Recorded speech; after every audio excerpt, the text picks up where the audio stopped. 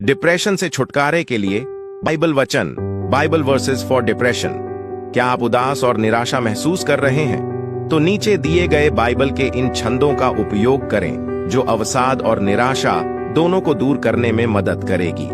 धर्मी दोहाई देते हैं और यहोवा सुनता है और उनको सब विपत्तियों से छुड़ाता है। तेरे आगे आगे चलने वाला यहोवा है, वह तेरे संग रहेगा और न तो तुझे धोखा देगा और न छोड़ देगा। इसलिए मत डर और तेरा मन कच्चा ना हो।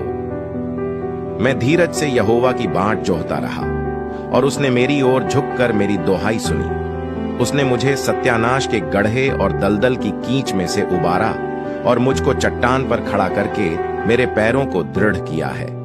और उसने मुझे एक नया गीत सिखाया जो हमारे परमेश्वर की स्तुति का है।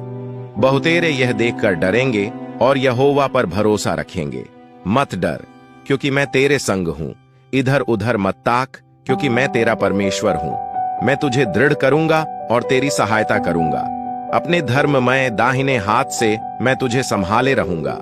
मन आनंदित होने से मुख पर भी प्रसन्नता छा जाती है, परंतु मन के दुख से आत्मा निराश होती है। क्योंकि यहोवा की यह वाणी है कि जो कल्पनाएं मैं तुम्हारे विषय करता हूं उन्हें मैं जानता हूं। वे हानि की नहीं वरन कुशल ही की हैं, और अंत में तुम्हारी आशा पूरी करूंगा। मनुष्य की गति यहोवा की ओर से दृढ़ होती है और उसके चलन से वह प्रसन्न रहता है। चाहे वह गिरे तो भी पड़ा न रह जाएगा, क्योंकि यहोवा उसका हाथ थामे रहता है। तू अपनी समझ का सहारा न लेना, वरन संपूर्ण मन से यहोवा पर भरोसा रखना। उसी को स्मरण करके सब काम करना, तब वह तेरे लिए सीधा मार्ग निकालेगा। चाहे मैं घोर अंधकार से भरी हुई तराई में होकर चलूं, तो अभी हानि से न डरूंगा, क्योंकि तू मेरे साथ रहता है। तेरे सोंटे और तेरी लाठी से मुझे शांति मिलती है। वे तुझसे लड़ेंगे तो सही, परंतु तुझ पर प्रबल न होंगे, क्योंकि बचाने के लिए मैं तेरे साथ हूं। यहोवा की यही वाणी है। यहोवा पिसे हुओं के लिए ऊंचा गढ़ ठहरेगा, वह संकट के समय के लिए भी ऊंचा गढ़ ठहरेगा। दुष्ट जन बुरे लोगों के जाल की अभिलाषा करते हैं, परंतु धर्मियों की जड़ हरी भरी रहती है। परंतु हे यहोवा, तू तो मेरे चारों ओर मेरी ढाल है।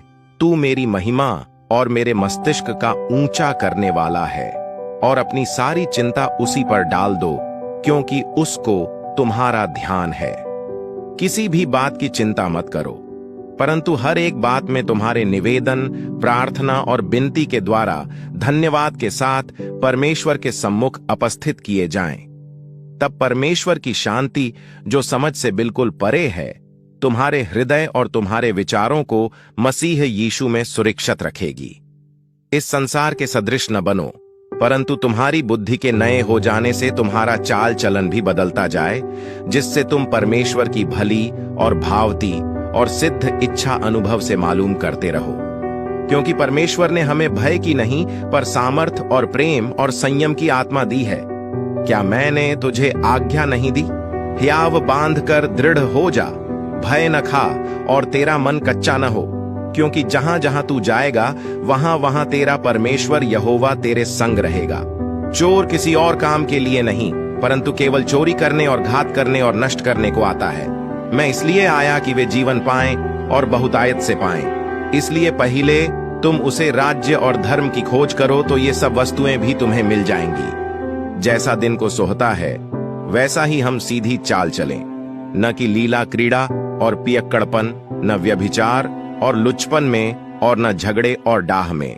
जो मुझे सामर्थ देता है, उसमें मैं सब कुछ कर सकता हूं। मैंने ये बातें तुमसे इसलिए कही हैं कि तुम्हें मुझ में शांति मिले। संसार में तुम्हें क्लेश होता है, परंतु ढाढ़स बांधो, मैंने संसार को जीन लिया है।